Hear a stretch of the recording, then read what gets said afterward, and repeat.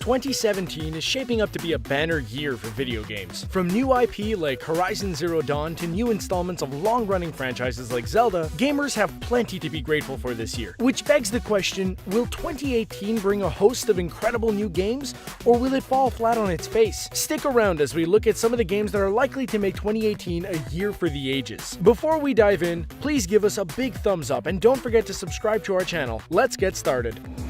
Visceral Star Wars. Most gamers can only name a handful of the actual people who make video games, and that's being generous. One name you might have heard in recent years is Amy Hennig. She has been working in the video game industry since the late 80s, but she recently came to prominence by writing and directing much of the Uncharted series. If you're a PlayStation fan, you probably know that Uncharted offers some of the most well-written cinematic games ever made. But shortly after starting Uncharted 4, Hennig left Naughty Dog and joined up with Visceral Games.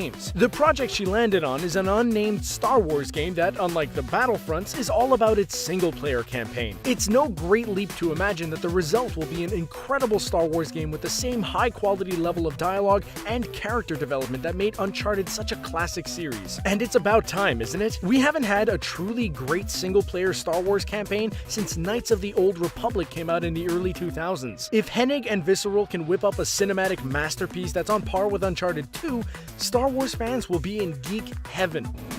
Bloodstained: Ritual of the Night. Fans have been pining for a new Castlevania game ever since Konami kicked the series and its creator to the curb a few years ago. Castlevania director Koji Igarashi, better known as Iga, isn't staying on the curb. Instead, he teamed up with an independent developer and kickstarted a new game called Bloodstained: Ritual of the Night. What's obvious to anyone with eyes is that Bloodstained is Castlevania in everything but name. Just like Castlevania, Bloodstained is a gothic action platformer that has you explore a castle teeming with terrifying enemies. As you play, you'll discover certain areas that are inaccessible until you find an item or gain an ability that lets you venture further into the castle. Along the way, you'll fight towering bosses and level up your character to become a more powerful warrior. This same design formula has worked wonders for games like Super Metroid and Castlevania Symphony of the Night, to say nothing of the handheld Castlevania games that have come out over the years. Konami may have killed the Castlevania franchise, but it can't kill the spiritual successor. Bloodstained is slated for release in 2018 on PlayStation 4, Xbox One, PS Vita, Nintendo Switch,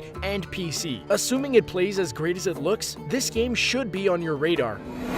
Spider-Man. Insomniac Games is the developer behind the upcoming PlayStation 4 exclusive Spider-Man. Insomniac has been around long enough to create a number of classic series, including Spyro the Dragon, Ratchet & Clank, and Resistance. But it's their one-off game Sunset Overdrive that proves that the team has the chops to make a killer Spider-Man game. One of the most important things in any Spider-Man game is how fun it feels to swing among the skyscrapers. In Sunset Overdrive, Insomniac proved that it could make traversing an urban environment a blast. The game has you glide through a colorful city using all kinds of nimble moves like grinding on railings and zipping on power lines. It doesn't feel all that different from Spider-Man swinging through a city. Sunset Overdrive plays great, and it shows that Insomniac can almost certainly make a fun Spider-Man game. The game looks gorgeous too, whether Spidey's pummeling a group of thugs or dodging billboards. Some fans worry that there will be too many QuickTime events during the cinematic chases, but Insomniac promises to keep them to a minimum. If any developer has earned the benefit of the doubt, it's Insomniac. So whether you like Spidey in the comics or otherwise, you'll still want to give this game a chance.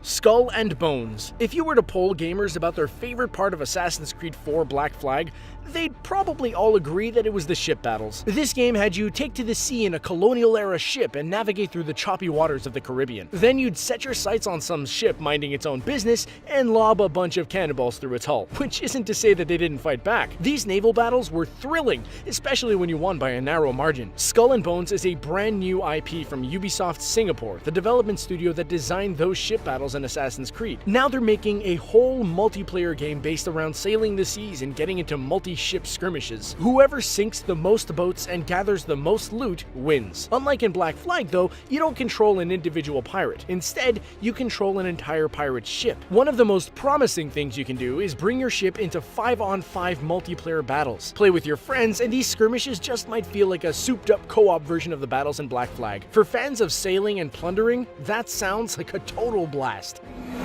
Sea of Thieves. If you want to pillage tropical islands as an individual pirate instead of a ship, Sea of Thieves is probably the game for you. This Xbox One and PC game puts you in the boots of a dastardly pirate in an online game world. Whether you have any fun in the world depends largely on the people you play with. First, you choose an objective, like following a treasure map to an island in hopes of digging up loot. Once you do that, the way you complete the objective is up to you and your team. You could sail to the island, or jump out of the boat and swim, or fire yourself from a cannon and hope you land safely. Once you're there, you might have to solve a puzzle or fight some skeletons before you find where X marks the spot. Because you're online and playing with others, anything can happen in Sea of Thieves. Your teammates might work together and become an unstoppable force of looting and pillaging, or they might goof off and try to find their own fun somewhere else. Based on previews for Sea of Thieves, your experience largely depends on how well you mesh with your shipmates. Fans of online games with reliable friends will probably have a blast, but play with strangers at your own risk.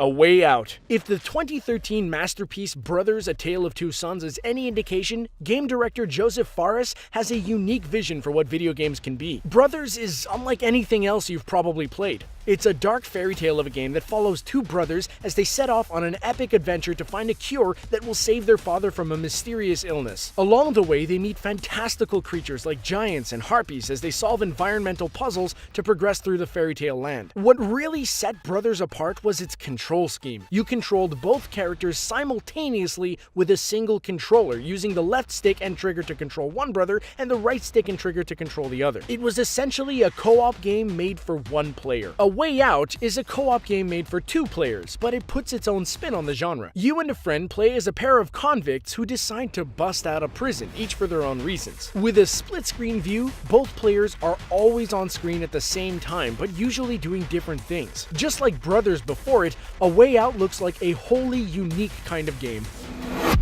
God of War. So far, the PlayStation exclusive God of War series has been, shall we say, adolescent in tone. These games are all about angry yelling, rivers of bloodshed, and gratuitous sex scenes. That's fine if you're into that kind of thing, but over the years it can start to feel a little tired, no matter how much fun the games are to play. With the 2018 PlayStation 4 installment, God of War is heading in a totally different direction. Instead of slaying monsters and seducing scantily clad women, the main character Kratos finds himself mentoring his son in the art of war. Unfortunately for him, his son isn't too keen on killing, and so we have an unexpected setup that puts an odd couple on a quest through a dangerous land filled with the monsters of Norse mythology. Longtime fans don't need to worry. There's still plenty of satisfying violence in the new God of War, but the overall tone favors the somber and serious over the bombastic. It's also worth noting that God of War isn't ditching its epic scale or massive set pieces. Take this interaction with a giant serpent, for instance. The difference is that it doesn't go the way you'd think. Watch the full video to see how it ends.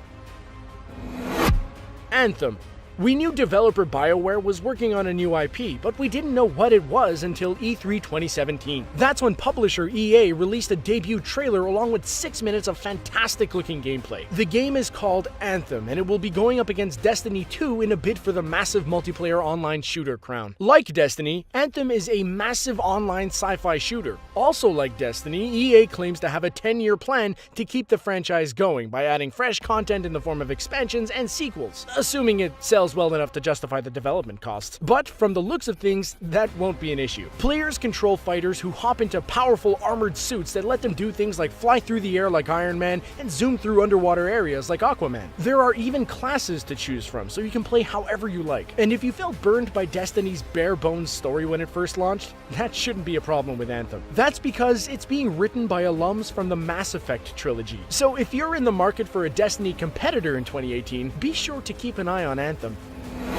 Far Cry 5. Ever since Far Cry 3's release, fans basically know what to expect from any new installment of the series. But even if they feel similar to one another, a new Far Cry game is always a blast to play. Far Cry is a series of open-world shooters that draw players in lands filled with dangers. Some of those dangers might include attacks from bears or even saber-toothed tigers. Others come from militarized enemies who set up outposts scattered across the map. Your job is to locate these outposts, scout enemy locations, and come up with a plan of attack that lets you wipe the bad guys out from the map as efficiently as possible. Some people choose to go a stealthy route and leave enemies unaware as they're eliminated one by one. Others prefer a more explosive and direct approach. Either way you go, it's always a blast to take over enemy territory. And with Far Cry 5, which takes place in a Montana county overrun by an apocalyptic cult, players can look forward to doing much the same, but this time with a canine companion. Throw in a charismatic cult leader and a few allies to help you out, and we're looking at what will probably be another open-world carnival of fun.